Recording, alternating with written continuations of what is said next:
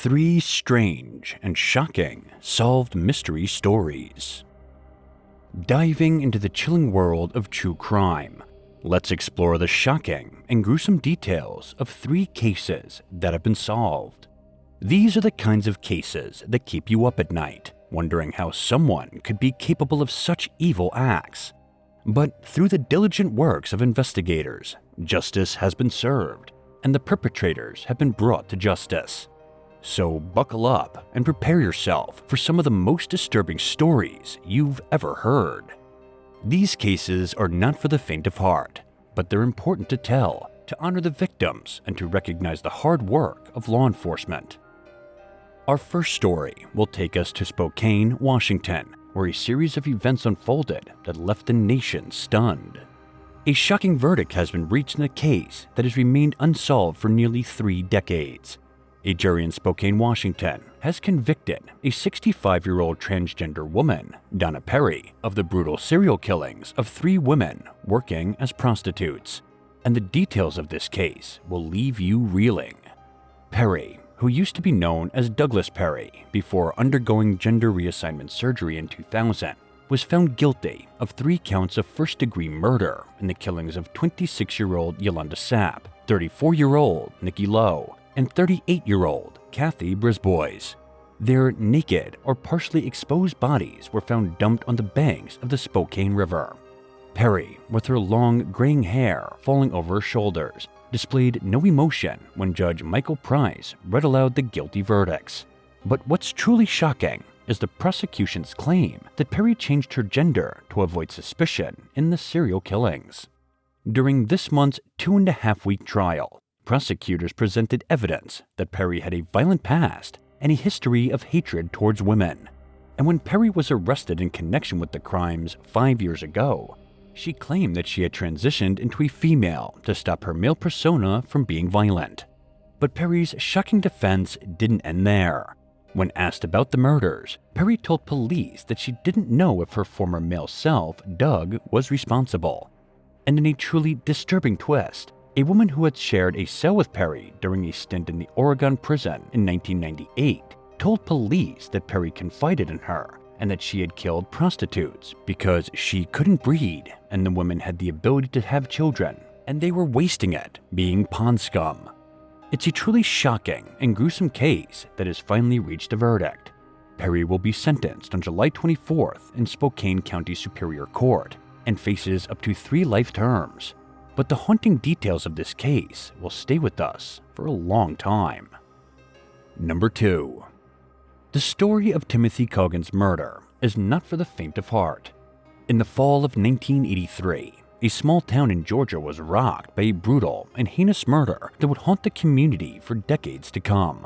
Timothy Coggins, a 23-year-old black man, was found dead and mutilated under an ominous oak tree known as the Hanging Tree, with an X carved into his abdomen, reminiscent of the Confederate battle flag. The grisly details of Cogan's murder were so gruesome that they left seasoned police officers shaken to their core.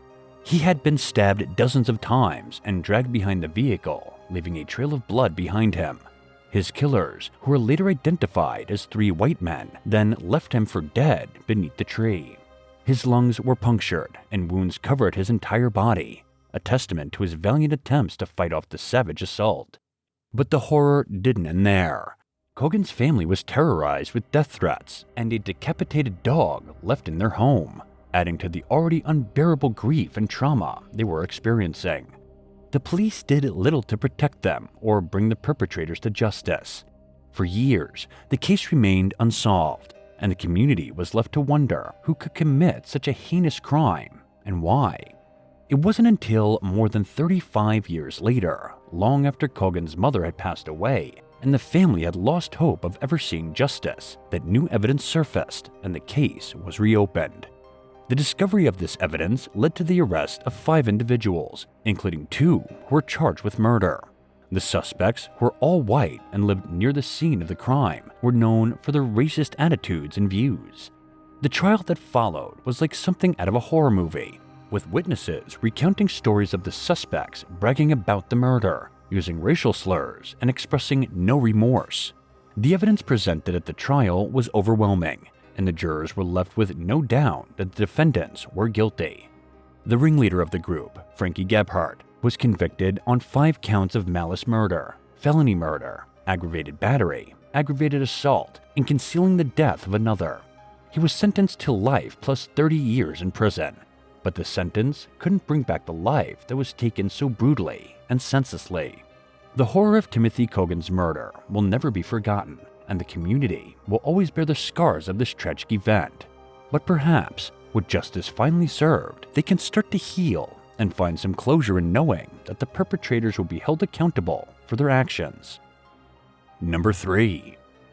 Victoria Martens' story is a chilling account that will leave you reeling. It is a tale that defies belief and showcases the darkest depths of human depravity.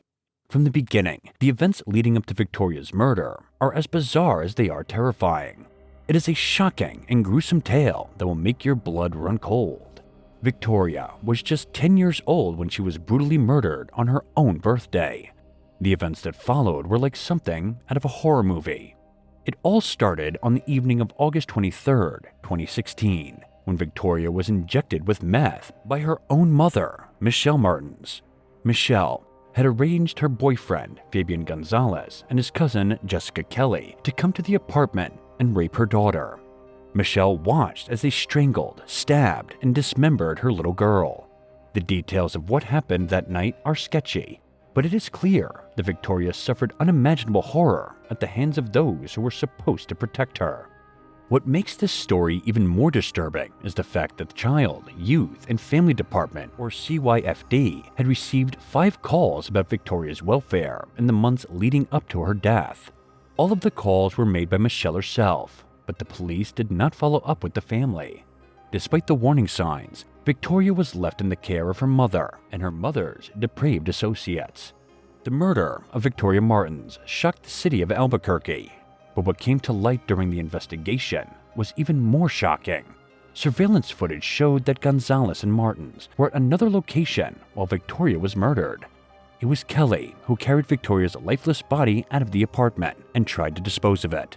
The pair then tried to cover up the crime by removing Victoria's arms and organs and setting her remains on fire. But perhaps the most disturbing part of the story is the fact that a 4th unknown male DNA was found on Victoria's body. Authorities believe that this person was responsible for her murder and are still trying to identify him.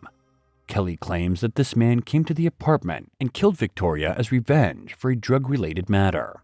The murder of Victoria Martens is a tragic reminder that child abuse and neglect are very real problems in our society. It is a wake-up call to all of us to be vigilant and report any suspicions of abuse or neglect. We cannot let another child suffer the same fate as Victoria. As we come to the end of this video, we're left with a mix of emotions. These 3 cases were incredibly shocking and disturbing, but at the same time, they have been solved. Justice has been served for the victims and their families. It's important to remember that even in the darkest of times, there are always people working tirelessly to bring closure and peace to those affected. Law enforcement officers, investigators, and forensic experts all played a crucial role in these cases. But it's also important to remember the victims and their stories. We can't bring them back, but we can honor their memory by learning from their experiences and working to prevent similar tragedies from happening in the future. We hope that by sharing these stories, we can raise awareness about the importance of reporting suspicious activity and staying vigilant in our communities. So next time, if you see something that looks suspicious to you, don't ignore it. I repeat, do not ignore it, or else. Thank you for watching, and please remember to subscribe to our channel for more true crime content.